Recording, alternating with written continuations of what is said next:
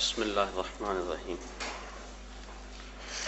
الحمد للہ رب العالمین الصلاة والسلام علی سید الانبیاء والمرسلین قال اللہ تعالی وتبارک فی القرآن المجید والفرقان الحمید بسم اللہ الرحمن الرحیم وَلِلَّهِ عَلَى النَّاسِ حِجُّ الْبَيْتِ مَنِ اسْتَطَاعَ إِلَيْهِ سَبِيلًا صدق اللہ مولانا العظیم وصدق رسولہ النبی الکریم الرؤوف الرحیم اللہم نوّر قلوبنا بالقرآن وزین اخلاقنا بالقرآن وادخلنا الجنة بالقرآن ونجنا من النار بالقرآن قال اللہ تعالی وتبارک فی شان حبیبہ مخبرا وآمرا ان اللہ وملائکتہ یصلون علی النبی یا ایہا الذین آمنوا صلوا علیہ وسلموا تسلیما الصلاة والسلام علیک یا رسول اللہ وعلی آلک واصحابک یا حبیب اللہ الصلاة والسلام علیک یا رسول اللہ وعلی آلک واصحابک یا محبوب رب العالمین۔ تمام حمد و ثنا، تعریف و توصیف اللہ جل مجدہ الکریم کی ذات پاک کے لیے، جو خالق کائنات بھی ہے اور مالک شش جہات بھی۔ اللہ جل وعلا کی حمد و ثنا کے بعد حضور نبی اکرم شفیع امم رسول محتشم نبی مکرم اللہ کے پیارے امت کے سہارے رب کے محبوب دانائے غیوب مالک رقاب امم فخر عرب و عجم والی کون و مکان سیاہ لا مکان سید انس و جاں سرور لالا رخاں نیر تاباں سرنشین مہوشاں ماہ خوباں شہنشاہ حسینہ تتمہ دوراں سر خیل زہرہ جمالاں جلوہ صبح ازل نور ذات لم یزل باعث تکوین عالم فخر آدم و بنی آدم نیر بطحا رازدار ما اوہا شاہد ما طغا صاحب علم نشرہ معصوم آمنہ احمد مجتبیٰ حضرت محمد مصطفیٰ صلی اللہ علیہ وسلم کے حضور ناز میں اپنی محبتوں عقیدتوں اور ارادتوں کا خراج پیش کرنے کے بعد انتہائی واجب الاحترام ذوی الاحتشام برادران اسلام السلام علیکم ورحمۃ اللہ وبرکاتہ۔ موسم حج ہے اور گلی گلی سے اہل محبت کے قافلے سوئے حرمین روانہ ہو رہے ہیں۔ اللہ تعالیٰ جل شانہ نے قرآن مجید فرقان حمید میں ارشاد فرمایا کہ لوگوں پر اللہ کے لیے بیت اللہ کا حج لازم ہے جو کوئی راستے کی استطاعت رکھے۔ حج لغت میں قصد کو کہتے ہیں، اصطلاح شریعت میں مخصوص ارکان کی ادائیگی کے لیے حرمین کے سفر کی جو نیت کی جاتی ہے اور وہاں حاضری کے لیے بندہ پہنچتا ہے اس کو حج کہتے ہیں۔ حضور نبی رحمت شفیع معظم رسول محتشم صلی اللہ علیہ وآلہ وسلم نے ارشاد فرمایا جب انسان حج کرتا ہے تو وہ ایسے گناہوں سے پاک ہو جاتا ہے جس طرح ابھی ماں کے پیٹ سے اس نے جنم لیا ہو۔ ماں قبل کے تمام گناہوں کا حج کفارہ ہے، اور اگر کوئی استطاعت رکھنے کے باوجود حج نہیں کرتا تو حدیث میں سخت وعیدیں موجود ہیں۔ حضور کے ایک فرمان کے مطابق جو شخص استطاعت رکھنے کے باوجود حج نہیں کرتا، فرمایا وہ یہودی مرے یا عیسائی مرے، ہمیں اس سے کوئی غرض نہیں ہے۔ اور ایک حدیث کے لفظ ہیں کہ حج میری امت کے ضعیف لوگوں کا جہاد ہے۔ حج کی فضیلت کے عنوان سے کتب احادیث کے اندر بہت کچھ موجود ہے۔ صاحب استطاعت پر زندگی میں ایک مرتبہ حج کرنا فرض ہے۔ 5 سال کے بعد جو حج کی تاکید کتب احادیث میں موجود ہے تو علماء نے اس کو استحباب پر محمول کیا ہے کہ جو غنی ہے، صاحب استطاعت ہے، اس کو چاہیے کہ 5 سال کے بعد وہ حج کرے، لیکن فرض زندگی میں صرف ایک مرتبہ ہے۔ ایک مرتبہ واجب ہوا، اس نے ادا کر لیا تو وجوب اتر گیا، لیکن ویسے اس کے لیے مستحب یہ ہے کہ وہ ہر 5 سال کے بعد کر لے اگر وہ استطاعت رکھتا ہے، چونکہ حج کرنے سے اللہ تعالیٰ غنا عطا فرماتا ہے۔ جب بندہ حج کرے اللہ اسے غنی کر دیتا ہے، اس کے رزق میں بھی برکت فرماتا ہے، اس کے دین میں بھی برکت فرماتا ہے۔ ایک حدیث کے لفظ ہیں، حضور نے ارشاد فرمایا کہ حج کرو غنی ہو جاؤ گے، سفر کرو صحت پاؤ گے۔ تو حج سے غنا ملتا ہے اور سفر سے صحت ملتی ہے۔ زندگی میں ایک مرتبہ حج کی فرضیت پر دلیل وہ معروف روایت ہے جو آپ نے متعدد مرتبہ علماء سے سماعت کی ہوئی ہوگی کہ حضور نے ارشاد فرمایا لوگوں حج کے لیے آیا کرو۔ تو ایک شخص نے عرض کی حضور ہر سال آیا کریں۔ آقا کریم خاموش رہے، کوئی جواب نہیں دیا۔ اس نے پھر پوچھا حضور ہر سال آیا کریں، ہر سال حج فرض ہے؟ حضور خاموش رہے، جواب مرحمت نہیں کیا۔ اس نے تیسری مرتبہ پھر سوال کیا تو آقا کریم نے پھر خاموشی اختیار کی، پھر وقفہ سکوت توڑتے ہوئے فرمایا تم سے پچھلی امتیں نبیوں پر کثرت سوالات کی وجہ سے ہلاک کر دی گئیں، لو قلت نعم لوجبت، اگر میری زبان سے ہاں نکل جاتی تو واجب ہی ہو جاتا۔ وہ زبان جس کو سب کن کی کنجی کہیں، اس کی نافذ حکومت پہ لاکھوں سلام۔ کہا اگر میری زبان سے ہاں نکل جاتی تو واجب ہی ہو جاتا۔ تو حضور کا اختیار فی شریعت سمجھ میں آیا کہ حضور جو کہیں وہی دین ہوتا ہے۔ قرب قیامت کے فتنوں میں سے ایک فتنہ حضور نے آج سے صدیوں قبل بیان فرما دیا۔ نسائی شریف کی روایت ہے، حضور نے ارشاد فرمایا قرب قیامت میں کچھ لوگ کہیں گے کہ حلال وہی ہے جو اللہ نے حلال کیا، حرام وہی ہے جو اللہ نے حرام کیا۔ فرمایا انما اوتیت القرآن ومثلہ معہ، مجھے قرآن بھی دیا گیا اور قرآن جتنے اور علم بھی میرے سینے میں رکھ دیے گئے، تو جس کو میں حلال قرار دے دوں وہ ایسی ہے جس طرح اللہ نے حلال قرار دیا ہے، اور جس کو میں حرام قرار دے دوں وہ ایسے ہی ہے جس طرح اللہ نے حرام قرار دیا ہے۔ چونکہ مصطفیٰ اپنی مرضی سے نہیں بولتے، وما ينطق عن الهوى ان هو الا وحی یوحی، جو مالک کی مرضی ہوتی ہے وہی مصطفیٰ کی بولی ہوتی ہے۔ تو اس لیے جو حضور فرما دے وہی دین ہوتا ہے۔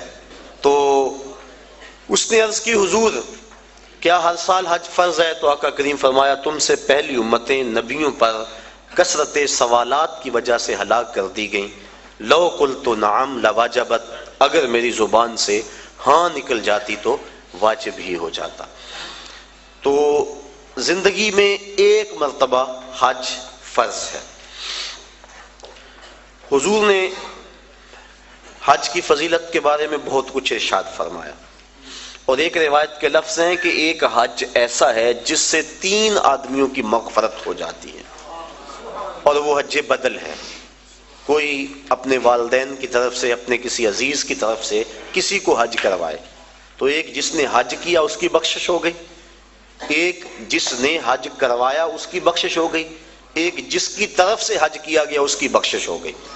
تو یہ حج ایسا ہے، ایک حج سے 3 آدمیوں کی مغفرت فرما دی جاتی ہے۔ حج کا مقصد کیا ہے، حج کیوں کیا جاتا ہے، اس پر کچھ باتیں میں آج کی اس نشست میں آپ کے گوش گزار کرنا چاہوں گا۔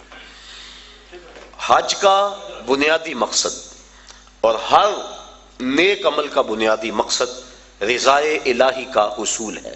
انسان جو بھی نیک عمل کرتا ہے، ہر نیک عمل کا مقصد اللہ کی رضا کو حاصل کرنا ہے۔ قرآن مجید میں ارشاد فرمایا گیا کہ تمہاری قربانی کا گوشت اور خون اللہ کو نہیں پہنچتا، بلکہ تمہارے دل کا وہ تقوی اللہ کو پہنچتا ہے جس کے لیے تم نے قربانی کی ہے۔ گوشت خود کھا لیتے ہو، خون گلیوں میں بہہ جاتا ہے، کھالیں مدارس میں چلی جاتی ہیں، مختلف تنظیمات لے جاتی ہیں، تو اللہ کو کیا پہنچا؟ تو کہا تمہارے دل کا وہ تقوی ہے، جو خلوص اور للہیت ہے، اللہ کی رضا جوئی کا جو جذبہ ہے، وہ جذبہ اللہ کو پہنچتا ہے۔ تو ہر نیک عمل کی بنیاد اللہ کی رضا ہے، اور اگر اللہ کی رضا کے لیے کوئی عمل نہ کیا گیا تو وہ عمل نہیں ہے، نیک عمل نہیں ہے۔ اور صرف ریاکاری کو شرک اصغر کہا گیا ہے، ورنہ انسان جو نیکیاں کرتا ہے، اچھے کام کرتا ہے، کسی کو شرک نہیں کہا گیا، ریاکاری کو شرک اصغر کہا گیا ہے۔ جب اللہ کے علاوہ بندہ کسی اور کے لیے نیک عمل کرتا ہے تو وہ نیک عمل نہیں ہوتے، اس کو شرک اصغر کہا گیا۔ اور قیامت کے دن اللہ تعالیٰ جل شانہ ارشاد فرمائے گا کہ جن کے لیے تم نے یہ عمل کیے تھے ان سے اس کا اجر لے لو، میرے لیے تو تم نے کیے نہیں تھے، جن کے لیے کیے تھے ان سے ان کا اجر لو۔ تو اب کوئی وہاں اجر دینے کی صلاحیت بلا کیسے رکھتا ہوگا؟ تو جب بھی انسان نیک عمل کرے تو بنیادی فلسفہ یہ ہونا چاہیے کہ میں اللہ کی رضا کے لیے کر رہا ہوں۔ اور انما الاعمال بالنیات، یہاں بھی یہی مراد ہے کہ اعمال کا دار و مدار حسن نیت پر ہے، خلوص پر ہے۔ تو حج کا بھی باقی اعمال کی طرح پہلا بنیادی مقصد اللہ کی رضا کو حاصل کرنا ہے۔ حج کا دوسرا مقصد، حج مسلمانوں کا عالمی اجتماع ہے۔ اسلام نے ایک نظام دیا، محلے کی سطح پہ مسلمانوں کا اجتماع نماز با جماعت ہے، علاقے کی سطح پہ مسلمانوں کا اجتماع جمعۃ المبارک ہے، شہر کی سطح پر مسلمانوں کا اجتماع عیدین ہے، اور عالمی اجتماع حج ہے۔ یہ ترتیب ہے اسلامی نظم کی اور اسلامی اجتماعیت کی۔ حج مسلمانوں کا عالمی اجتماع ہے، اور عرفات کی حاضری حج کے بنیادی اراکین میں سے ایک رکن ہے کہ چاہے چند لمحوں کے لیے عرفات میں آپ جائیں تو پھر حج ہوگا، اگر عرفات کی حاضری نہ ہو سکی تو حج ادا نہیں ہوگا۔ تو عرفات کے اندر یوم حج کو خطبہ دیا جاتا ہے جس کا سننا مسنون ہے۔ تو خطبہ حج کے اندر مسلمانوں کے عالمی اجتماع کو امام حج، امیر حج کا منصب ہے کہ جو مسائل درپیش ہیں ان مسائل کی روشنی کے اندر ان کی رہنمائی کریں۔ حضور نبی رحمت صلی اللہ علیہ وآلہ وسلم کا خطبہ حج ہمارے سامنے ہے۔ اس وقت جو حالت ہے مسلمانوں کی وہ کسی سے مخفی نہیں، اور حج کے موقع پہ چاہیے تو یہ کہ امیر حج پورا سال محنت کرے، اپنی ٹیمیں مختلف علاقوں میں بھیج کر تجزیہ کرے کہ مسلمان اس وقت پوری دنیا سے پیچھے کیوں رہ گئے ہیں، اور جو سازشیں کرنے والے اہل اسلام کو ہر وقت ظلم و جبر کی چکی میں پیس رہے ہیں تو ان سے چھٹکارا کیوں کر ممکن ہے۔ تو وہ پوری دنیا کے آئے ہوئے نمائندوں کو پورے سال کا لائحہ عمل دے کہ تم نے اپنے اپنے علاقوں میں جا کے یہ کرنا ہے اور اس پیغام کو آگے لوگوں تک پہنچانا ہے۔ پھر پورا سال اس کی نگرانی ہوتی رہے، اور سال کے بعد تجزیہ کیا جائے کہ کمی بیشی کیا ہے، کتنے فوائد ہوئے، اور کہاں تک ہم نے اپنا ہدف حاصل کیا، اور ترمیم و تنسیق کے ساتھ نیا منصوبہ، نیا لائحہ عمل لوگوں کے سامنے رکھا جائے اور دنیا کے کونے کونے سے آئے لوگ حرم کے اس تحفے کو اپنے ساتھ لے جائیں اور پوری دنیا پر پھیلا دیں۔ جب سے برٹش گورنمنٹ کی نوآبادیاتی وزارت کے جاسوسوں نے سلطنت عثمانیہ کو توڑا اور اسلام کی اجتماعیت پر چرکا لگایا تو اسلام کا یہ جو نظام ہے یہ کافی حد تک کمزور پڑ گیا۔ علامہ اقبال پھوٹ پھوٹ کے روئے تھے، دیکھ مسجد میں شکست رشتہ تسبیح شیخ اور بت کدے میں برہمن کی پختہ زناری بھی دیکھ، چاک کر دی ترک نادان خلافت کی قبا، سادگی مسلم کی دیکھ اوروں کی عیاری بھی دیکھ۔ یہ ایک الگ دکھڑا ہے، الگ کہانی ہے کہ مسٹر ہیمفر کس طرح یہاں داخل ہوا اور کس طرح سلطنت عثمانیہ کو توڑنے کے لیے اس نے کن کن لوگوں کو خریدا، کیا کیا ہوا اور پیچھے کون کون سے جبہ و دستار والے لوگ تھے، اور پھر خلافت کی رہی صحیح جو ساکھ موجود تھی وہ ساکھ بھی ختم کر دی گئی۔ ورنہ یہ حال اس وقت جو امہ کا ہو رہا ہے، اگر سلطنت عثمانیہ موجود ہوتی تو جو بھی حالت تھی کم از کم یہ حالت اس وقت امہ کی نہ ہوتی۔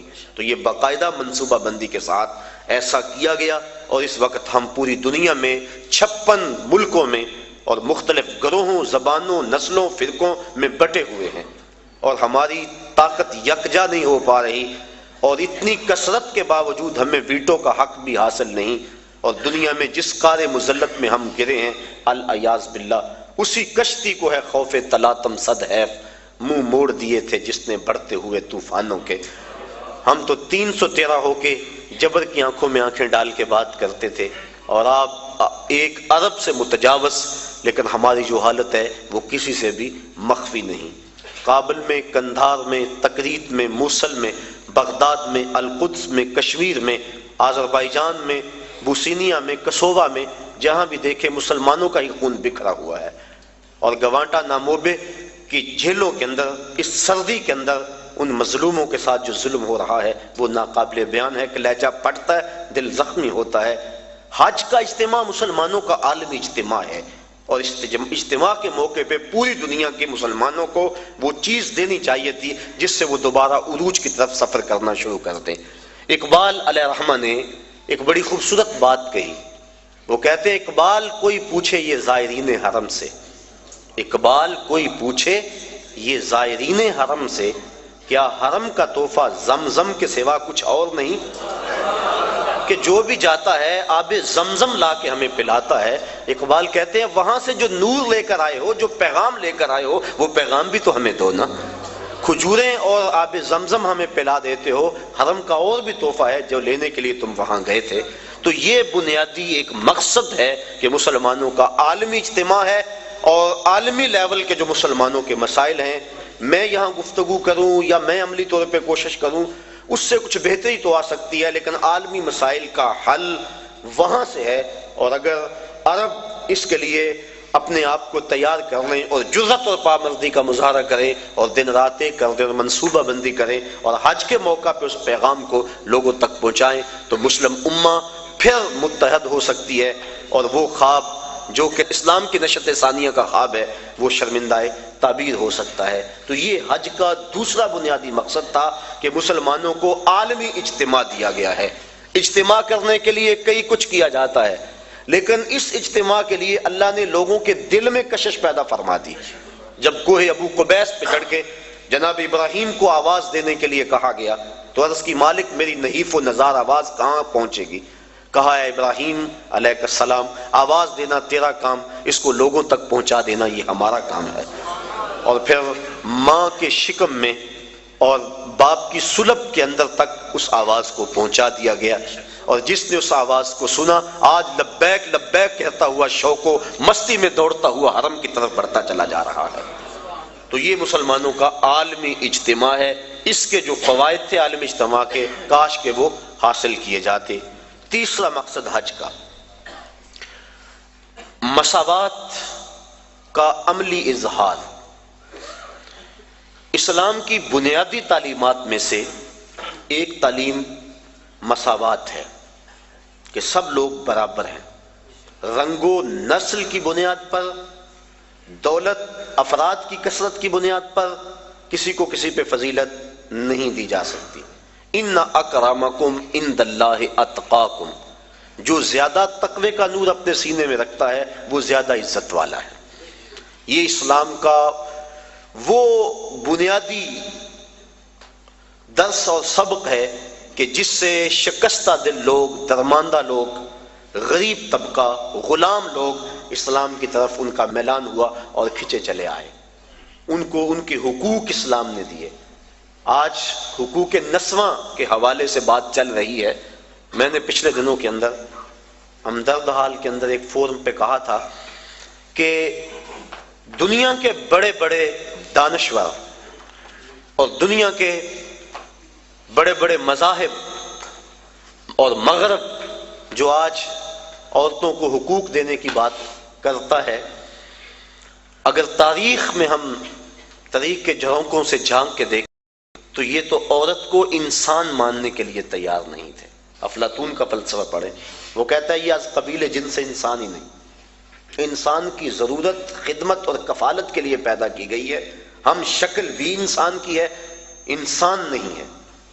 اور کسی نے کہا کہ یہ بدی کا سر چشمہ ہے، کسی نے اس کو اللہ کے قرب کے راستے کی سب سے بڑی رکاوٹ گردانا، اور کسی مذہب نے اس کے قتل کو جائز قرار دیا۔ یونانیوں کا فلسفہ پڑھ لیں، عیسائی دنیا آج جو دعوے کرتی ہے عورتوں کو حقوق دینے کی، 90,000 عورتوں کو عیسائی دنیا نے زندہ جلایا ہے۔ ان کی تاریخ بڑی شرمناک ہے۔ تو کس نے حقوق دیے عورت کو؟ کون عورت کے حقوق کا محافظ ہے؟ دنیا والے تو عورت کے وجود کو برداشت نہیں کرتے تھے۔ یہ بر صغیر پاک و ہند، ابن بطوطہ جب یہاں آیا تو کس بات سے بے ہوش ہوا تھا؟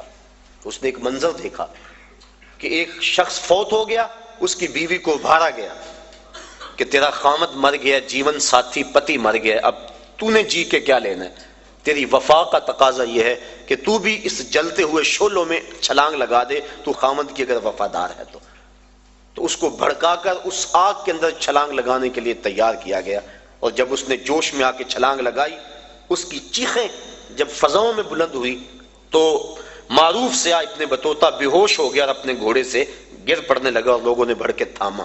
رسم ستی کے نام سے بر صغیر کے اندر عورتوں کو خامدوں کے ساتھ زندہ جلایا جاتا تھا۔ اور عربوں کی تاریخ آپ جانتے ہیں کہ وہ تو بیٹی کے وجود کو برداشت نہیں کرتے، حق دینا تو بات کی بات ہے، وہ تو وجود کو گوارا نہیں کرتے تھے۔ اگر کسی کے ہاں بیٹی جنم لے لیتی اس کا منہ کالا ہو جاتا، یہ قرآن نے بتلایا۔ آبرو بچانے کا ایک ہی طریقہ کہ وہ بیٹی کو زندہ درگور کر دے، اگر ایسا نہیں کرتا تو معاشرے میں معزز نہیں سمجھا جاتا۔ اپنی بیٹی کے لیے آج میں اور آپ محبت بھرے جملے بولتے ہیں، بیٹی کے ہاتھ پیلے کرنے کے لیے بوڑھا باپ اپنی جھکی ہوئی کمر پہ بوریاں لاد لاد کے مزدوری کرتا ہے، اور فیکٹری کے اندر بھائی اوور ٹائم لگا رہا ہے کہ میں نے اپنی بہن کے ہاتھ پیلے کرنے۔ یہ بھائی تو قتل کرتا تھا بہن کو کہ کل کوئی میرا بہنوئی نہ ہو، یہ باپ تو زندہ درگور کرتا تھا کہ میں کسی بیٹی کا باپ نہ کہلاؤں۔ تو باپ کے دل میں بیٹی کی یہ محبت، بھائی کے دل میں بہن کا یہ پیار کہ وہ اس کے لیے کتنی محنت کرتے ہیں، اور جب گھر سے بیٹی رخصت ہوتی ہے تو باپ بھی پھوٹ پھوٹ کے روتا ہے، اور بھائیوں کے آنسو بھی خشک نہیں ہوتے۔ یہ تو قاتل تھے بیٹیوں کے اور بہنوں کے لیے، ان کے دل میں یہ گداز اور نرمی اور محبت کس نے ڈالی؟ آمنہ کے لال کا یہ عطیہ ہے۔ سجدہ شکر ادا کرتی رہیں ساری زندگی بھی عورتیں، تو وہ حق شکر ادا نہیں کر سکتی۔ ان کے تو وجود کو برداشت نہیں کیا جاتا تھا، ان کے وجود کو عزت بخشی تو وہ محمد عربی صلی اللہ علیہ وسلم نے بخشی۔ آج عورتیں بھنگڑے ڈال رہی ہیں کہ ہمارے حقوق کا تحفظ کیا گیا، اور اگر اس کی آبرو بھی لٹتی ہے بالجبر تو مقدمہ بھی درج نہیں ہوتا، پہلے سیشن جج کے پاس اسے جانا ہوگا، استغاثہ پیش کرنا ہوگا، پیچیدگیاں ہیں، قانونی معاملات ہیں۔ یہ تو آنکھیں کھلیں گی اس وقت جب ان کے ساتھ جو ہے وہ عملی سلوک ہوا۔ تو آج یہ بھنگڑے اور آج یہ خوشیاں کہ ہمیں تحفظ دے دیا گیا، یہ عورتوں کے تحفظ کا بل نہیں ہے، عورتوں کی تذلیل کا بل ہے۔ عورتوں کو تحفظ اسلام نے دیا ہے۔ جس ماں کو ترکے میں بانٹتے تھے اس کے قدموں میں جنت ڈال دی، کہا تیری جنت اس ماں کے قدموں تلے، اور یہ شرطیں لگائی کہ ماں قاریہ قرآن ہے یا حافظ قرآن ہے یا رابعہ بصری ہے وقت کی تیری ماں، تو پھر اس کے قدموں تلے جنت ہے۔ اپلے تھاپتی ہوئی ماں کے قدموں تلے بھی بیٹے کی جنت رکھ دی گئی۔ بہن کو عزت کی مسند پہ بٹھا دیا گیا، بیٹی کو باپ کے لیے دل کی دھڑکن بنا دیا گیا، آنکھوں کا نور اور چین بنا دیا گیا، گھر کی زینت بنا دی گئی، اور بیوی جس کو پاؤں کا جوتا خیال کیا جاتا تھا اس کو محبوبہ بنا کے خامد کے لیے محبتوں کے گوشے اس کے سینے کے اندر رکھے گئے۔ اور حضور نبی رحمت صلی اللہ علیہ وسلم نے ازواج مطہرات کے ساتھ جو حسن سلوک کی داستانیں رقم کی، لوگوں کے لیے عملی نمونہ چھوڑا۔ کسی کو حمیرہ کہہ کے پکار رہے ہیں، کسی کی فوتگی کے بعد جانور ذبح کر کے ان کی سہیلیوں کے گھر میں گوشت بھیج رہے ہیں تاکہ ان کی روح کو آسودگی ہو۔ حضرت فاطمہ تو زہرا فرماتی ہیں کہ جب میری والدہ کا وقت آخر آیا تو حضور کی خدمت میں میری ماں نے مجھے بھیجا کہ جاؤ حضور سے کہو کہ مجھے اپنی چادر رحمت دے دیں۔ میں حاضر ہوئی، عرض کی، حضور نے کہا کہ بیٹا اپنی ماں سے پوچھو نا چادر کیا کرنی ہے۔ میں پوچھنے آئی تو حضور بھی پیچھے آ گئے۔ تو حضرت خدیجۃ الکبریٰ رضی اللہ تعالی عنہا آپ نے عرض کی، حضور میں اس لیے چادر مانگی ہے کہ مجھے محسوس ہو رہا ہے میرا وقت آخر آ گیا، میری آرزو یہ ہے کہ اس چادر میں مجھے کفن دیا جائے۔ اب سنیے حضور کے لفظ، عورتوں کے حقوق کی بات کرنے والے اس بلندی پہ سوچ بھی نہیں سکتے۔ جب حضور کی زوجہ محترمہ نے چادر مانگی تو آقا کریم کی آنکھوں سے آنسو چھلکنے لگے، اور پھر فرمایا اے خدیجہ تو نے تو چادر مانگی ہے، لو اردت جلدی لا آتیتک، اگر تو میری جلد بھی مانگ لیتی میں وہ بھی پیش کر دیتا۔ یہ اسلام کے دیے ہوئے حق ہیں۔ اللہ اکبر۔ تو بات کر رہا تھا کہ اسلام نے کمزور طبقوں کو ان کے حق دیے ہیں، یہ ایک الگ مضمون ہے کہ غلاموں کو ان کے حق دیے، غریبوں کو حق دیے، یتیماں کو حق دیے، یہ الگ مضمون ہے۔ یہ چونکہ کرنٹ ایشو ہے اس وقت، اس پر میں نے تھوڑی سی بات آپ کے سامنے رکھی۔ تو اسلام نے کمزوروں کو، غریبوں کو بنیادی حق دیا کہ سب انسان برابر ہیں، تقوی کی بنیاد پہ فضیلت ہے۔ جب فاران کی چوٹیوں سے نور اسلام چمکا اور گھر گھر اس کے اجالے ہوئے تو عرب کا سب سے کالے رنگ کا شخص جس کا نام تھا اسود، وہ حضور کی خدمت میں حاضر ہوا۔ کوئی شخص اس کو رنگت کی سیاہی کی وجہ سے قریب بٹھانے کے لیے تیار نہیں تھا۔ اس نے آ کے حضور کی خدمت میں عرض کی، حضور اگر میں اسلام لے آؤں تو مجھے کیا ملے گا؟ حضور نے فرمایا جو ابو بکر و عمر کو ملا ہے وہی تمہیں ملے گا، جو حقوق و فرائض ان کے ہیں وہی حقوق و فرائض تیرے ہوں گے، جس صف میں وہ کھڑے ہوتے ہیں اسی صف میں تو کھڑا ہوگا، اور اگر تو پہلے آ جائے اور وہ بعد میں آئے تو اگلی صف میں کھڑا ہوگا، وہ پچھلی صف میں کھڑے ہوں گے۔ اس نے کہا اگر اسلام یہ ہے تو میں تو پھر دل و جان سے اس دین کو قبول کرتا ہوں۔ حضرت اقبال مساوات کی بات کے اندر اسرار و رموز کے اندر لکھتے ہیں، اسود از توحید احمر می شود، کہ اسود توحید کے فیضان سے احمر ہو جاتا ہے، گوری رنگت والوں کے کندھوں سے کندھا جوڑ کے وہ کھڑا ہوتا ہے۔ یہ اسلام کا دیا ہوا درس مساوات ہے کہ سب کو ایک صف میں کھڑا کر دیا گیا، یہ اسلام کا درس ہے۔ حضرت بلال حبشی رضی اللہ تعالی عنہ اور حضرت ابو ذر غفاری رضی اللہ تعالی عنہ کسی معاملے میں شکنجی ہو گئی تو غصے میں آ کر جناب ابو ذر غفاری نے کہا کہ تو کالی ماں کا بیٹا ہے۔ بس دل ٹوٹ گیا، حضور کی خدمت میں آئے اور کہا کہ حضور حالت دیکھی، حضور میں کیا ماجرا ہے؟ اس کی حضور مجھے آج تانا ملا ہے کہ تو کالی ماں کا بیٹا ہے۔ تو آقا کریم غصے میں آ گئے، فرمایا جاؤ جا کے ابو ذر کو میرا پیغام دو کہ جن عورتوں کا دودھ میں نے پیا ہے ان میں سے ام ایمن ایک ایسی خاتون تھی جس کا رنگ گورا نہیں تھا، اور جا کے ابو ذر کو کہو جو تانا تجھے دیا ہے وہ اپنے نبی کو بھی آ کے دے۔ اور جب جناب بلال حبشی رضی اللہ تعالیٰ عنہ ان کے پاس گئے اور جا کے یہ بات کہی تو وہ زاروں کے تار رونے لگے اور اپنا جوتا اتار کے حضرت بلال حبشی کے ہاتھ میں دیا، کہا یہ میرے منہ پہ ملو جس سے میں نے یہ بات کہی ہے۔ تو دیکھیے یہ اسلام کا عمل مساوات ہے اور اسلام کا درس مساوات ہے کہ اسلام نے سب کو ایک صف میں کھڑا کیا اور معیار تقوی رکھا، تقوی کی معیار پہ سب انسان جو ہے وہ ایک دوسرے سے فضیلت لے سکتے ہیں، ورنہ ایک دوسرے کے برابر ہیں۔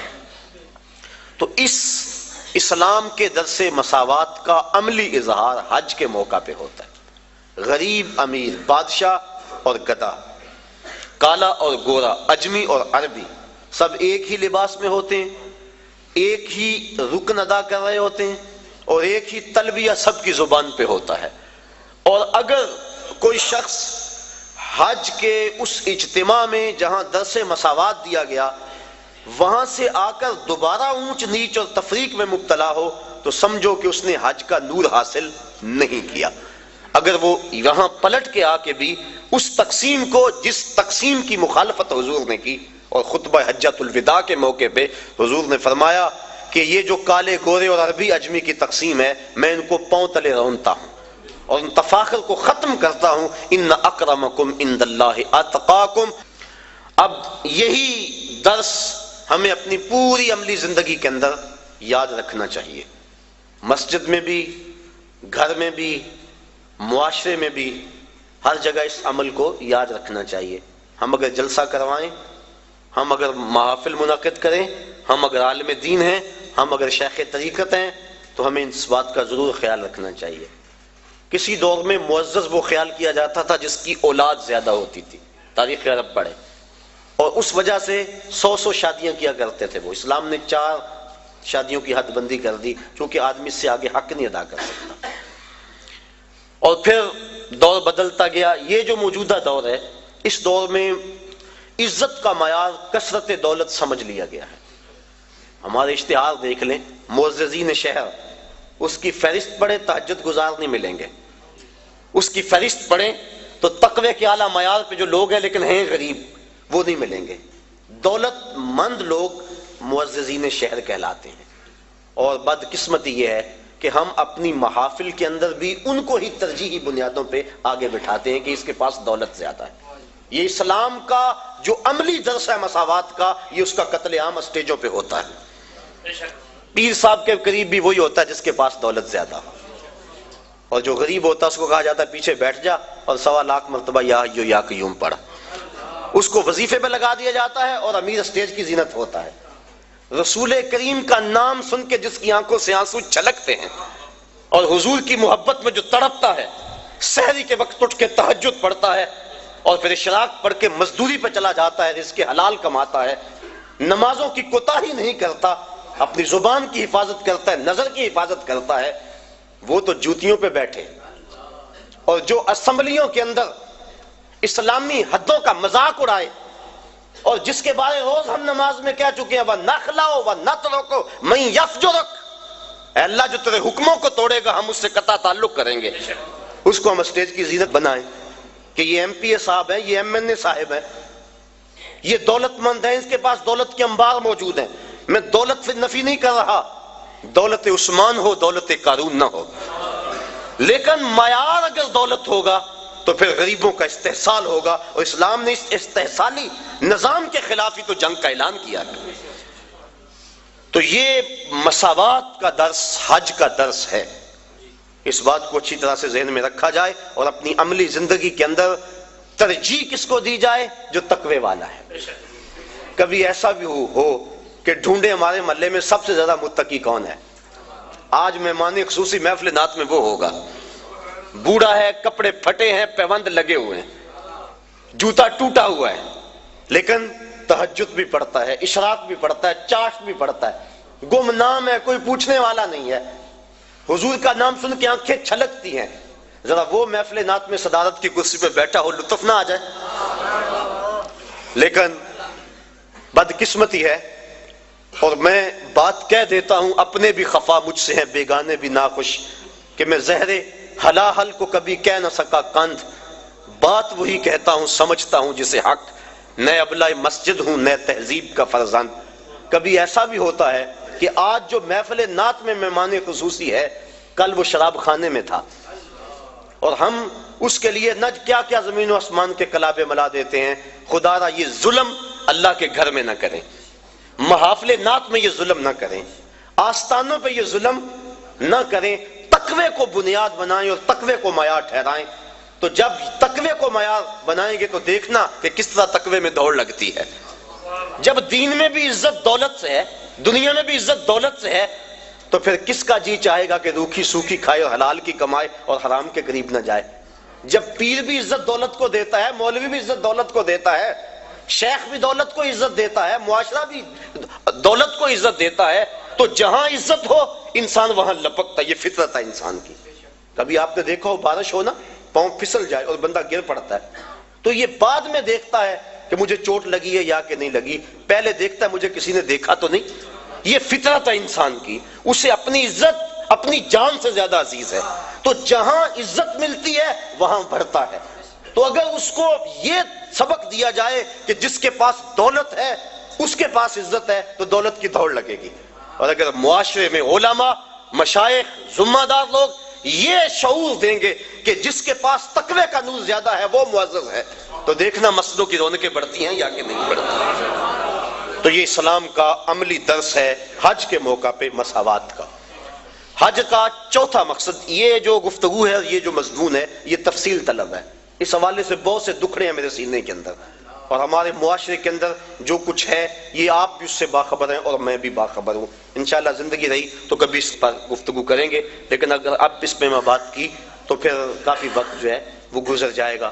معاشرے کے وہ محروم طبقے اور عدم مساوات کا جو انداز ہمیں نظر آتا ہے معاشرے کے اندر، اس سے معاشرے میں جرائم پھیل رہے ہیں، اس سے معاشرے کے اندر ظلم اور جبر پھیل رہا ہے، اس سے معاشرے کے اندر بے سکونی ہے اور طمانینت کا نور کسی کے پاس نہیں ہے۔ میں نے جمعۃ الوداع کے موقع پہ کہا تھا کہ ایک طرف تو حال یہ ہوتا ہے کہ امیر کا بگڑا ہوا بچہ گولڈن سیب کا ایک کونا کاٹ کے دوسرا کتے کے آگے ڈال رہا ہوتا ہے، اور دوسری طرف عید کے دن بھی بیوہ کا یتیم بچہ چھابڑی لگا کے آلو چھولے بیچ رہا ہوتا ہے۔ تو جس معاشرے میں یہ تقسیم ہو اس معاشرے میں روشنی کیسے آ سکتی ہے، اس معاشرے میں نور کیسے آ سکتا ہے؟ میرے آقا تو یتیم کو سینے سے لگاتے ہیں، اس کو نیا لباس بھی دیتے ہیں، عزت بھی دیتے ہیں، اور ساتھ یہ بھی کہتے ہیں بیٹا کیا تو پسند نہیں کرتا کہ محمد تیرا باپ لگے اور عائشہ تیری ماں لگے اور فاطمہ تیری باجی لگے؟ پھر جب وہ انگلی تھام کے حضور کی چلتا ہے تو وہ کہتا ہے کہ تھا تو یتیم لیکن مزہ آ گیا مصطفیٰ کی انگلی تھامے جا رہا۔ تو اگر ہم پسے ہوئے طبقوں کو عزت دیں گے اور انسانی وقار کو ملحوظ رکھیں گے اور اسلام کا جو مساوات کا درس ہے اس درس کو ہر صورت کو ملحوظ رکھیں گے، تو معاشرے کے اندر طمانینت ملے گی، غریب کو بھی سکون ملے گا اور امیر کو بھی سکون ملے گا۔ اور وہ لوگ قابل داد ہیں کہ جو دولت کی کثرت کے باوجود تکبر کی اس خصلت سے اور نمایاں ہونے کی اس آرزو سے مبرہ ہیں۔ ایسے لوگوں کی کمی بھی معاشرے کے اندر نہیں ہے۔ جگہ جگہ ہمارا بھی جانا ہوتا ہے، کچھ لوگ ایسے ہوتے ہیں کہ دولت کی کثرت کے باوجود ان کے اندر عجز، خاکساری اور انسانی ہمدردی کے جو جذبے ہیں وہ قابل داد ہیں، اور میں ان پہ جتنی بھی داد ان کو دوں کم ہے۔ اللہ تعالیٰ ان کی عزتوں میں مزید فراوانی عطا فرمائے۔ گلی گلی کوچے کوچے ایسے لوگ بھی بکھرے ہوئے ہیں۔ حج کا یہ تیسرا مقصد تھا مساوات۔ حج کا چوتھا مقصد ہمیں ہمارے ماضی سے جوڑنا ہے۔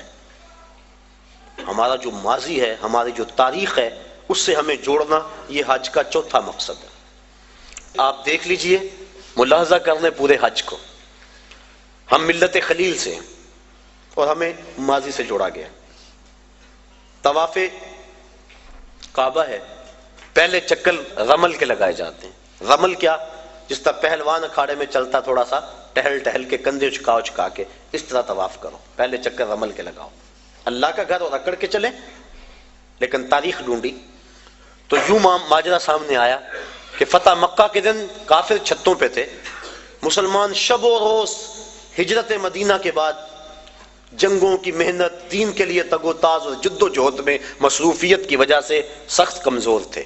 کافروں نے کہا دیکھو مکے میں تھے تو آسودہ تھے، یہاں سے چلے گئے نا تو دیکھو کیا حال ہو گیا۔ آقا کریم فرمایا ذرا تم تھوڑا سا ٹہل کے چلو تاکہ انہیں پتہ چلے ہم ماڑے نہیں تگڑے ہیں۔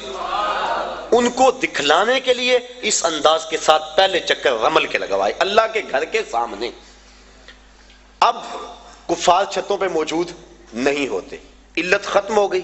جب علت ختم ہوئی تو معلول بھی ختم ہونا چاہیے تھا، لیکن علت ختم ہوئی معلول ختم نہیں ہوا، چکر اسی طرح لگائے جاتے ہیں۔ گو کافر نہیں دیکھ رہے، یار کی سنت کو تو ادا کرنا ہے۔ تو یہ ماضی سے ہمیں جوڑا جا رہا ہے، ہمارا ذہن پلٹ کے ادھر چلا جاتا ہے اور فتح مکہ کا منظر آنکھوں کے سامنے گھوم جاتا ہے اور اسلام کی شان و شوکت سمجھ میں آتی. اب طواف کر لیں تو حجر اسود کو چومنا ہے. حجر اسود ایک پتھر ہے سیاہ رنگت کا، اور اس کو بھڑ بھڑ کے چوما جاتا ہے. انسان اپنی اکلوتی اولاد کے لیے اتنی کشش نہیں پاتا اپنے دل میں جتنی اس پتھر کے لیے پاتا ہے. تو کیا کشش ہے اس پتھر میں. حضرت عمر فاروق طواف کرتے کرتے رک گئے اور کہا اے حجر اسود، میں تجھے کبھی نہ چومتا اگر میرے رسول نے نہ چوما ہوتا. اب حجر اسود کے بعد آئیں مقام ابراہیم پہ آ کے 2 نفل پڑھے. اللہ تعالیٰ نے اس کو کہا کہ اس کو مصلی بنا لو، کیوں کہ اس پتھر پہ میرے خلیل علیہ السلام کے قدم لگے. میرے گھر کا طواف کر لیا، لیکن اگر محبت کی ریت سمجھتے ہو اتنی دیر تک طواف نہیں مانوں گا جتنی دیر تک تمہاری پیشانی وہاں نہ آئے جہاں میرے یار کے قدم آئے. کہ اس کو مصلی بنا لو. قریب نماز پڑھو، سیدھ میں نماز پڑھ لو، قریب نماز پڑھ لو، اس کے آس پاس جہاں تمہیں جگہ ملتی ہے نماز پڑھ لو. یہاں نماز پڑھو گے اللہ تمہاری نماز قبول کرے گا، حج بھی قبول کر لے گا. ذرا غور کیجئے، اسلام نے تو پتھروں سے دور نہیں ہٹایا، پتھروں سے ہٹایا ہے، پتھر توڑے گئے، لیکن حجر اسود بھی پتھر، مقام ابراہیم بھی پتھر، ان پتھروں کے نیڑے کیا جا رہا ہے. پتھروں سے دور کیا، ان پتھروں کے قریب کیا جا رہا ہے. کہا یہ وہ پتھر ہیں جس پہ کسی کے قدم لگے ہیں، کسی کے لب لگے ہیں، اس لیے ان پتھروں کے قریب کیا جا رہا ہے. اب آگے آئیے، چاہے زمزم پہ چشمہ پھوٹ رہا ہے، پانی کھڑے ہو کے پئیں، جو دعا مانگے پوری ہوگی، جس نیت سے پئیں پوری ہوگی. دنیا کے اوپر جتنے بھی چشمے جاری ہیں، وہ کشمیر میں ہو یا دنیا کے کسی اور خطے میں، وہ چشموں کو جاری کرنے والا کون ہے؟ اور چاہے زمزم کو جاری کرنے والا کون؟ سب چشموں کا خالق اور جاری کرنے والا اللہ. تو اس چشمے کو بھی اللہ نے جاری کیا، باقی دنیا کے چشموں کو بھی اللہ نے ہی جاری کیا، لیکن اس چشمے کا پانی کھڑے ہو کے پئیں، اس کا پروٹوکول ہے، اعزاز ہے. باقی چشمے بھی اللہ کے جاری کردہ، اس میں کیا خصوصیت ہے؟ اس لیے کہ اس چشمے نے اللہ کے نبی کے قدموں کے بوسے لیے ہیں، حضرت خلیل کے فرزند ارجمن حضرت اسماعیل کے بوسے لیے، ان کے قدموں کے بوسے لیے. اور جس نیت سے پیو، علماء کہتے ہیں اس نیت کو اللہ پورا فرما دیتا ہے. سین حرم میں بڑا ہجوم تھا، ایک بہت بڑے محدث آئے ہوئے تھے، لوگ ان کی زیارت میں بڑھتے تھے، رش بڑا تھا، جو مسافہ کرتا دھکا لگتا آگے چلا جاتا. پھر دوسرا آدمی آ جاتا. ایک آدمی نے دیکھا، اس کا جی چاہا کہ میں ان بزرگوں کے پاس چند لمحوں کے لیے بیٹھوں، چونکہ اللہ والوں کی صحبت بہت بڑی دولت ہے، اگر مل جائے تو غنیمت سمجھنا چاہیے. تو وہ چاہے زمزم پہ آئے، آب زمزم پیا، اور پھر ان بزرگوں کے پاس جا کے کہنے لگے ایک مسئلہ پوچھنے آیا ہوں. انہوں نے کہا پوچھو. کہا سنا ہے آب زمزم جس نیت سے پیو وہ نیت پوری ہو جاتی ہے، تو کیا یہ ٹھیک ہے؟ تو وہ محدث جن کے پاس ایک لمحہ بھی نہیں تھا، لوگ لائن میں آتے اور آگے جاتے، کہنے ہاں بالکل ٹھیک ہے. کہا پھر میں ابھی آب زمزم پی کے آیا ہوں، اور اس نیت سے پی کر آیا ہوں کہ آپ سے اللہ کے رسول کی 100 حدیثیں سنوں گا، یہ ہے میری نیت، اور ابھی میں پی کے آیا ہوں. تو وہ فرمانے لگے بیٹھ جا، پھر باقی کام بعد میں ہوں گے، پہلے 100 حدیثیں سن لیں. تو آب زمزم جس نیت سے پیا جائے وہ نیت پوری ہوتی ہے. کیا اعزاز ہے اس میں کہ اس نے اللہ کے نبی حضرت اسماعیل علیہ السلام کے قدم چومے ہیں. آگے آج صفا مروہ پہ میں یہ عرض کرنا چاہ رہا ہوں، آج کا مقصد ہے ہمیں ماضی سے جوڑا جا رہا. صفا مروہ نصف میل کی دوڑ ہے، اور 7 چکر میں 3.5 میل بن جاتے ہیں. حاجی تھکا ہوا ہوتا ہے، لیکن اس کو یہاں حکم ہے دوڑنے کا، اور وہاں عجیب مستی میں لوگ دوڑ رہے ہیں، بچے بھی، بوڑھے بھی، جوان بھی، مرد و زن. جن سے دوڑا نہیں جاتا وہ ریڑیوں کے اندر ان کو ڈالا ہوا ہے، ان کو کھینچا جا رہا ہے، وہ بھی دوڑ رہے ہیں. میلین اخضرین کے اندر تو جو ہے وہ عجیب سما ہوتا ہے، سروں کا سمندر نظر آتا ہے. دوڑنا بھی کوئی عبادت ہے، دوڑے جا رہے ہیں. مقصد کیا؟ حضرت حاجرہ تو اس لیے دوڑی تھی کہ ان کو بیٹے کے لیے پانی چاہیے تھا. حاجی کی بغل میں پانی کی بوتل ہوتی ہے، اور وہ تو اس لیے دوڑی تھی کہ بیٹے کے لیے پانی کی تلاش تھی. اور یہاں حاجی کے ساتھ بیٹا بھی دوڑ رہا ہوتا ہے، ماں بیٹا، باپ بیٹا اکٹھے دوڑ رہے ہیں، پانی کی بوتل بغل میں ہے لیکن دوڑ رہے ہیں. تو کیا یہ پانی کے لیے دوڑ رہے ہیں؟ نہیں.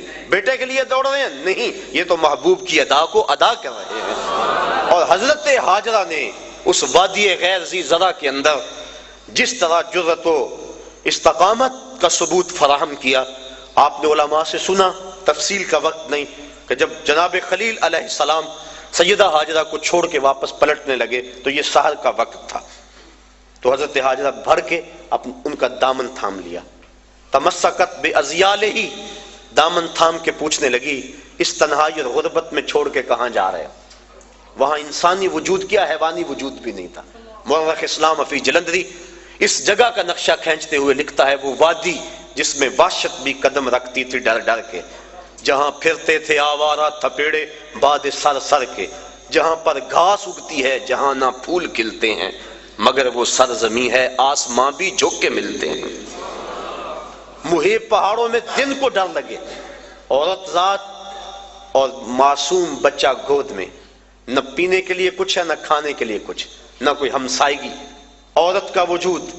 حضرت حاجرہ کو حضرت ابراہیم علیہ السلام جب چھوڑ کے جانے لگے دامن تھام لیا، کہا اس تنہائی اور غربت میں چھوڑ کے کہاں جا رہے ہو؟ کوئی جواب نہ دیا۔ پھر قدم اٹھایا تو آگے بڑھی پاک تینت خاتون نے، پھر دامن پکڑا، کہا اس تنہائی میں چھوڑ کے ہمیں کہاں جا رہے ہو؟ لیکن جناب ابراہیم علیہ السلام کی آنکھوں میں آنسو تو ہیں لیکن جواب کوئی نہیں دیا۔ پھر قدم اٹھایا اور پھر دامن کو پکڑ کے کہا اس غربت و تنہائی میں چھوڑ کے ہمیں کہاں جا رہے ہو؟ میرا نونہال جو میری امیدوں کا چراغ ہے یہ ضائع نہ ہو جائے کہیں، اور یہاں پانی بھی نہیں ہے، اور میں عورت ذات، کہاں چھوڑ کے ہمیں جا رہے؟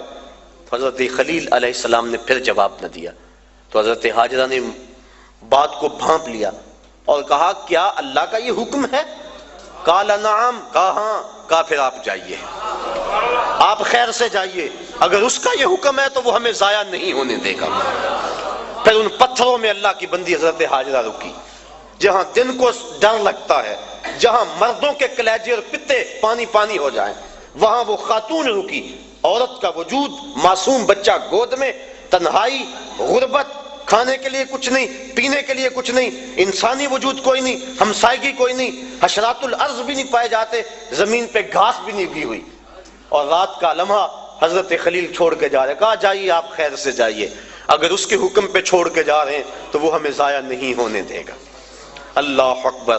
اللہ کی بندی حضرت حاجرہ سلام اللہ علیہا نے جرت اور عظیمت کی جو داستان رقم کی، اور پھر بیٹے کے لیے بے تابانہ دوڑ رہی ہیں، کبھی صفا پہ کبھی مروہ پہ، اللہ کے حکم کے لیے یہاں رکی، کہا میری بندی میرے حکم کے لیے تو نے حد کر دی۔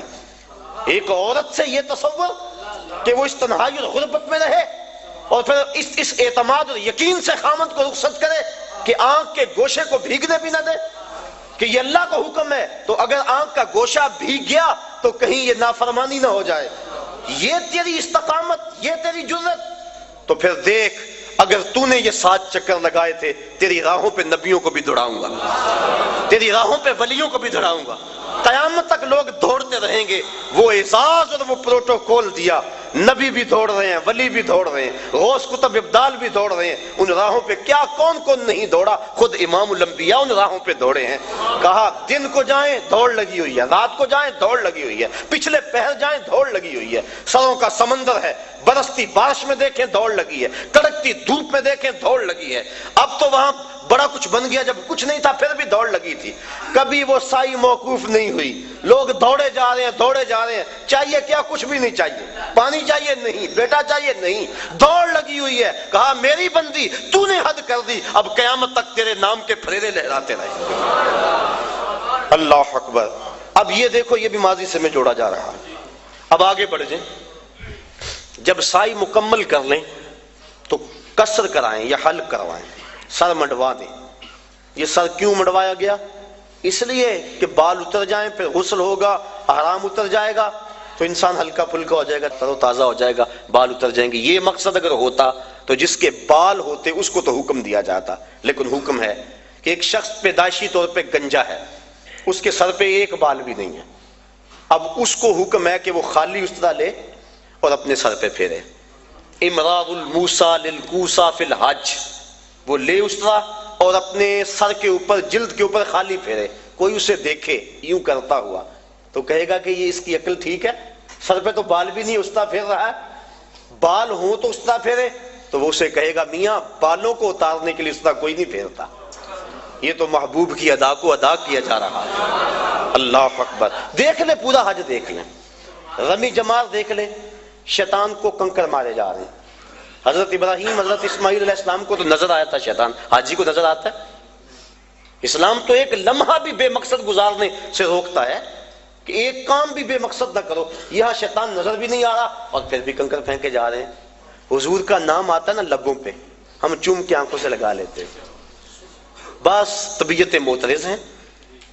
ہم کہتے ہیں یار مسند فردوس دلمی کی روایت ہے، حضرت آدم علیہ السلام جب چلتے تھے پیچھے آواز آتی تھی. پوچھا مالک یہ کیا ماجرا ہے؟ کہا تیری پشت میں نور مصطفیٰ رکھا ہے، فرشتے اس کی زیارت کے لیے تیرے پیچھے چلتے ہیں. کہا مالک وہ نور تو میں بھی دیکھنا چاہوں گا. کہا پھر اپنے ناخنوں میں دیکھو. جب ناخنوں میں ظہور ہوا تو چوم کے آنکھوں سے لگا لیا.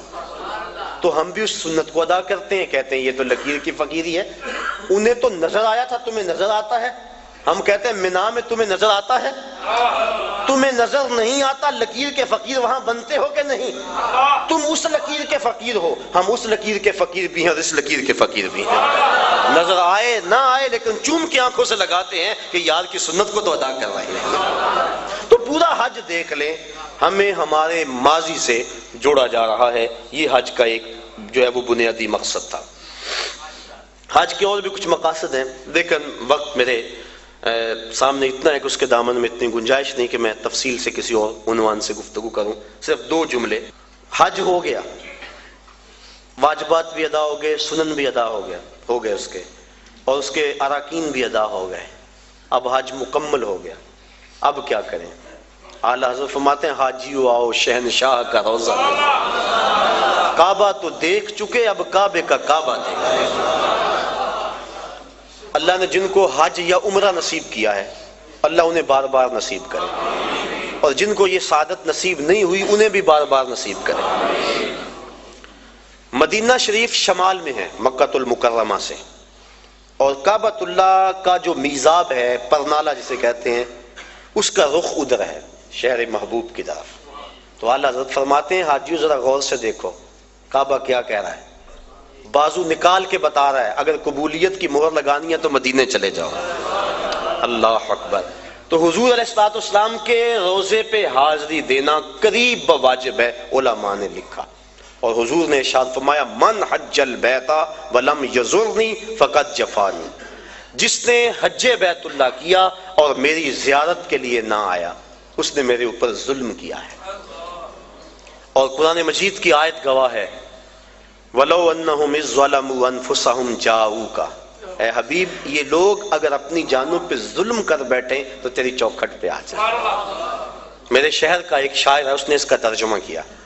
وہ کہتا ہے مجرم ہو تو منہ اشکوں سے دھوتے ہوئے آؤ، آؤ در تواب پہ روتے ہوئے آؤ. قرآن میں مذکور ہے توبہ کا طریقہ، سرکار کی دہلیز سے ہوتے ہوئے آؤ. اگر اپنی جان پہ ظلم کر بیٹھو تو محبوب کی چوکھٹ پہ آؤ، اور پھر اللہ سے معافی مانگو. معافی ہو جائے گی؟ نہیں، رسول تمہارے لیے اللہ سے استغفار طلب کریں. تو تم معافی مانگنے آئے تھے، اللہ رحمت بھی عطا کر دے گا. لَوَجَدُ اللَّهَ تَوَّابًا رَحِيمًا. تم توبہ کے لیے آئے تھے، اللہ رحمت بھی اپنے جناب سے دے گا کیونکہ محبوب کو جو ساتھ لے کر آئے. اللہ اکبر. یہ حضور کی ظاہری حیات میں بھی تھا. مسجد نبوی میں استوان ابی لبابہ اس پہ گواہ ہے. حضرت ابو لبابہ نے اپنے آپ کو بندھوا دیا اور قسم کھائی جب تک حضور نہیں کھولیں گے میں اپنے آپ کو نہیں کھلواؤں گا. اور پھر جب آیت نازل ہوئی تو حضور کے غلاموں نے کہا بشارت ہو تیرے گناہ معاف کر دیے گئے. رسیاں کھولنے لگے، کہا پیچھے ہٹ جو حضور کھول لیں گے تو میں اپنے آپ کو کھلواؤں. اللہ زندگی میں بھی تھا. اور اس پر علماء کا جزم ہے کہ انتقال ظاہری کے بعد بھی حضور علیہ السلام کے روزے پہ جا کے گناہوں کی بخشش کا سوال کرنا امت کو اس کا حکم ہے، اور جاؤکا کے اندر یہ بات داخل ہے. ابن کثیر مکی نے اس واقعہ کو بیان کیا ہے. الجامع لحکام القرآن کے اندر امام قرطبی نے بھی لکھا ہے، صاحب مدارک نے بھی لکھا ہے، اور بھی علماء نے کتاب الشامل کے اندر بھی بہت سارے درجنوں علماء نے بلکہ مفسرین کی ایک جماعت نے اس بات کو بیان کیا ہے کہ حضرت امام عطبی رحمۃ اللہ تعالی علیہ کہتے ہیں کہ میں حضور کے روزے کے پاس بیٹھا تھا، ایک شخص آیا اور کہنے لگا کہ حضور میں اللہ کا یہ فرمان پڑھ کے کہ اگر اپنی جانوں پہ ظلم کر بیٹھو تو آپ کی چوکھٹ پہ آؤ، میں حاضر ہو گیا ہوں، اب میرے گناہوں کی بخشش چاہیے. اور اس نے 2 شعر پڑھے. امام عطا بھی کہتے ہیں کہ وہ فریاد کر کے چلا گیا. وہ چلا گیا تو میری آنکھ لگ گئی، آنکھ لگی تو مقدر جاگ اٹھا، حضور کی زیارت نصیب ہوئی۔ میں بتا چکا ہوں، میرے سامعین اس بات کو جانتے ہیں کہ حضور نے فرمایا جس نے مجھے خواب میں دیکھا اس نے مجھے ہی دیکھا۔ شیطان خواب میں آ کر بھی میری مثل ہونے کا دعویٰ نہیں کر سکتا۔ دوسری بات، حضور فرمایا جس نے مجھے خواب میں دیکھا من رانی فی المنام فسیرانی فی الیقظہ، وہ ان قریب جاگتے بھی دیکھ لے گا۔ تیسری بات، جس کے خواب میں حضور آئے حضور قصد اور مرضی سے آئے۔ اور چوتھی بات کہ خواب میں اگر کسی کو حضور نے کچھ عطا کیا تو وہ محض وہم اور گمان نہیں تھا، حقیقت تھی۔ اگر گوسیری کو چادر ملی صبح اٹھے تو کندھوں پہ موجود تھی۔ شاہ ولی اللہ محدث دہلوی فرماتے ہیں، اور یہ تمام مکاتب فکر کے نزدیک معتبر ہے، فرماتے ہیں کہ خواب میں میرے والد شاہ عبد الرحیم رحمۃ اللہ تعالی علیہ کو حضور نے اپنے 2 بال عطا کیے، جب صبح اٹھے تو سرانے پہ موجود تھے اور وہ ان کی زیارت لوگوں کو کروایا کرتے تھے۔ اور آپ فرماتے ہیں کہ جب اس صندوق کو ہم لے کے چلتے تھے جس میں وہ بال تھے تو بدلی سایہ کیا کرتی تھی۔ تو حضور نے خواب میں اگر کسی کو کچھ عطا کیا تو وہ حقیقت میں عطا کیا، جو فرمایا وہ حق فرمایا۔ اور در ثمین فی مبشرات النبی الامین کے نام سے مارکیٹ کے اندر کتاب دستیاب ہے، جو شاہ ولی اللہ محدث دہلوی نے اپنے والد سے منقول روایات نقل کی ہیں جو خواب میں انہوں نے حضور سے سنی تھی اور ان کو انہوں نے حدیث قرار دیا ہے۔ اللہ اکبر۔ تو امام عتبی کہتے ہیں کہ میں سو گیا مقدر جاگا، حضور کی زیارت ہوئی اور حضور نے فرمایا قم یا عتبی والحق الاعرابی فبشرہ بالجنہ، آیا تبھی اٹھو اور جو دیہاتی یہاں ابھی آیا تو اس کو ڈھونڈو، جب مل جائے تو میری طرف سے جنت کی بشارت دے دو۔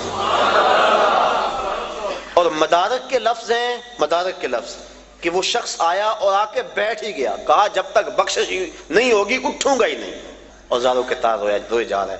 تو وہاں لفظ ہیں فنودی من القبر انہ قد غفر لک، تو گنبد خضرا سے آواز آئی جا تجھے معاف کر دیا گیا۔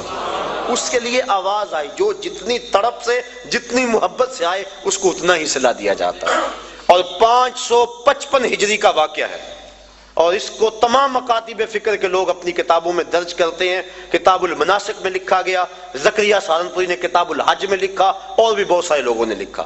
حضرت شیخ احمد رفاعی رحمۃ اللہ تعالی علیہ بہت بڑے بزرگ ہوئے ہیں اور حضور کی اولاد سے تھے، کثرت سے درود پڑھا کرتے تھے۔ پھر حاضری کا موقع ملا، حضور کے روضے کے سامنے جا کے کھڑے ہوئے، عرض کی حضور پہلے آپ کے بیٹے کی روح آیا کرتی تھی اور آپ کا روحانی جواب پہنچتا تھا، آج جسم آ گیا اور آج میں نے جو ہے وہ جواب بھی اس انداز کا لینا ہے۔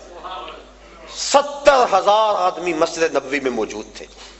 حضرت غوث اعظم شیخ عبد القادر جیلانی رحمۃ اللہ تعالی علیہ فرماتے ہیں اتفاق سے میں بھی وہاں موجود تھا۔ پھر کیا ہوا کہ حضور کا بیٹا، حضور کا جگر پارا، حضور کی اولاد سے حضور کا لخت جگر جو ہے وہ وہاں حضور کے سامنے گزارش کی اور کھڑا رہا کہ حضور میں اب جواب اس طرح کا نہیں لینا۔ 70,000 آدمی نے دیکھا کہ گنبد خضرا سے حضور کا دست مبارک باہر آ گیا، اور حضرت امام رفاعی نے اس ہاتھ کو چوما، بوسے دیے، اور ان کی برکت سے جو مسجد نبوی میں اس وقت لوگ موجود تھے سب نے حضور کے مبارک ہاتھ کی زیارت کر لی۔ اللہ اکبر۔ اسی لیے امام مالک امام دار الہجرہ فرماتے ہیں کہ اگر کوئی شخص حضور کے روضے کی زیارت کر کے آئے، باقی 3 ائمہ کہتے ہیں وہ کہے میں حضور کے روضے کی زیارت کر کے آیا ہوں، لیکن امام مالک کہتے ہیں کہ وہ کہے کہ میں حضور کی زیارت کر کے آیا ہوں، اس لیے کہ حضور نے فرمایا جس نے میری وفات کے بعد میری قبر کی زیارت کی گویا اس نے میری زیارت کی۔ اور حضور نے یہ بھی ارشاد فرمایا من زار قبری وجبت لہ شفاعتی، جس نے میری قبر انور کی زیارت کی میرے اوپر لازم ہے کہ میں اس کی قیامت کے دن سفارش کروں گا۔ تو آؤ سرزمین مکہ حرم الہی کے انوار بھی لوٹیں اور سرزمین مدینہ میں حضور کی رحمتوں کے سائے تلے بھی بیٹھیں۔ مکہ بھی برکت والا، مدینہ بھی برکت والا، مکے کی حاضری کے کیا کہنے اور مدینہ کی حاضری کے کیا کہنے، بات لمبی ہو جائے گی، بہت لمبی۔ جب میں سفر حجاز کے لیے حاضر ہوا تو واپس لوگ ملنے کے لیے آئے تھے، بڑا لوگوں کو شوق تھا کہ ان سے داستان سنیں۔